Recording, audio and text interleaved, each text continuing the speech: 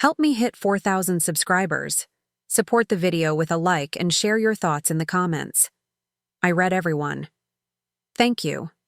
I always believed that teasing was part of love, that laughter could hold a marriage together the way silence could break it. That night, at Melissa's birthday party, I learned how easily one careless joke can cut deeper than years of honesty. The evening was warm and crowded. Music pulsed through the backyard. Fairy lights tangled above us like constellations too close to touch. My husband, Daniel, stood near the grill, talking with a few of his colleagues. I was at the drinks table, laughing with my friends, a glass of wine in hand and a confidence I hadn't felt in months. We had been married 7 years, long enough to collect quiet routines and small misunderstandings. Daniel was the steady one, careful, composed, always the listener.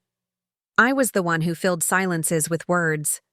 I thought that balance worked for us. At some point, Melissa's husband asked a question that turned the conversation light and teasing. "Who here's the bigger flirt?" he said, raising his glass. Without thinking, I grinned and said, "Oh, definitely me. Daniel couldn't flirt his way out of a grocery line." Everyone laughed. I saw Daniel smile faintly from across the yard, so I kept going. "He's sweet, but he's practical. I'm the fun one."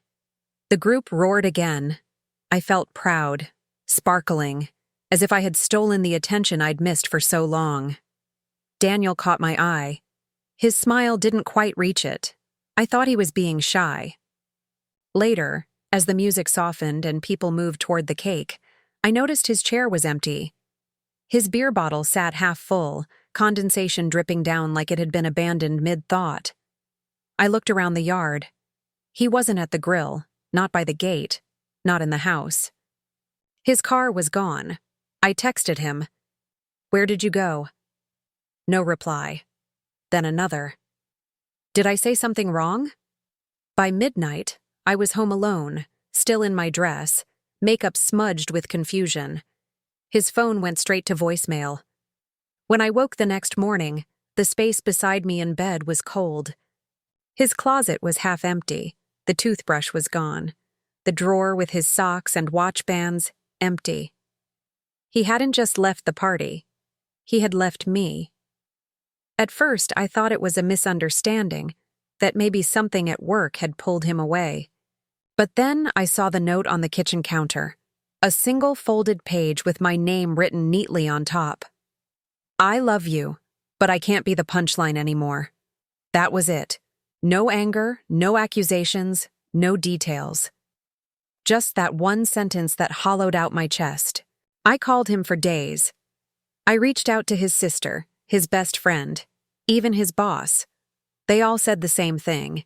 He was safe, he was staying somewhere else, and he needed space. Space. That word felt colder than silence. In the days that followed, I replayed every moment from the party like a detective searching a crime scene. The laughter, the teasing, the way his eyes had drifted to the ground. I started realizing how often I had turned his quietness into a joke. "Daniel doesn't talk much," I'd say. "He's my man of few words." Everyone would laugh. I thought I was making us sound cute, but maybe all he heard was that who he was wasn't enough. It took a week before he answered my message. It was short. "You made me small in front of people. I felt small for a long time." I stared at that line until my phone went dark. He was right. I had mistaken kindness for permission, his calm silence for resilience. When we finally met for coffee 2 weeks later, he looked different, lighter in a painful way. He said he wasn't angry, just tired.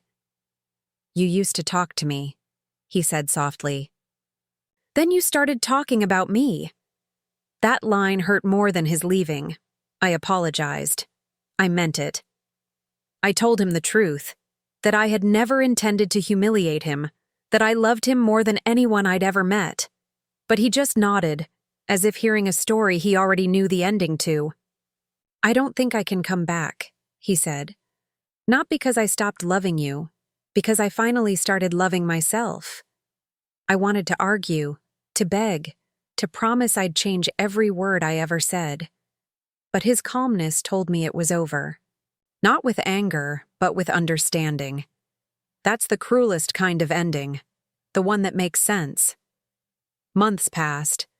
Friends still asked about him. Some said he overreacted. Others said I should have known better. I didn't defend myself anymore. There was a time when I believed that being the life of the party meant being loved. Now I know it often just means you're loud enough to hide your loneliness. I stopped going to parties for a while. I stopped telling stories that made people laugh at someone else's expense. The silence in my house was heavy, but honest. I learned to sit with it, to hear what it had been trying to say all along. One evening, I found the note again. I love you, but I can't be the punchline anymore. I folded it back carefully, but this time, I didn't cry. I understood. Some losses don't come with a final fight or a slammed door. Sometimes they come disguised as laughter, and by the time the echo fades, the person you loved has already learned to walk away quietly. If I could tell him one thing now, it would be this. You were never boring. You were steady. You were peace. I just didn't know the difference. And maybe that's the real tragedy. Not that he left, but that I only learned to listen after he was gone.